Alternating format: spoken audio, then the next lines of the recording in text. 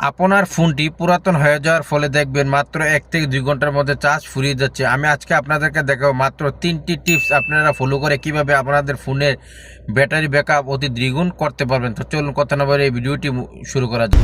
তার জন্য আপনারা প্রথমে আপনাদের ফোনে যে সেটিং অপশন আছে সেটিংয়ে যাবেন, গিয়ে এখান থেকে নিচে গিয়ে দেখুন গুগল যে অপশনটি আছে গুগলে যাবেন, গিয়ে এখান থেকে অল সার্ভিস যে অপশনটি আছে এখানে ক্লিক করবেন, করে একটু নিচে যাবেন, গিয়ে দেখবেন ইউজ ডায়াগনস্টিক যে অপশনটি এটার উপরে ক্লিক করুন, করে এখান থেকে আপনি এটাতে কি এখান থেকে অফ করে দিবেন। 2 নম্বর যে সেটিংসটি হচ্ছে তার জন্য আপনারা সেটিংসে যাবেন, আবারও গিয়ে এখান থেকে দেখুন লোকেশন যে অপশনটি আছে ওই লোকেশনে ক্লিক করবেন। এই লোকেশনে ক্লিক করার পর আপনি দেখবেন অ্যাডভান্স সেটিংয়ে ক্লিক করুন, করে এখান থেকে ওয়াইফাই স্ক্যানিং যে অপশনটি আছে এটাকে আপনাকে কী করবেন এখান থেকে অফ করে দেবেন। ব্লুটুথ স্ক্রিন থাকলে এটাকে আপনারা এখান থেকে অফ করে দেবেন।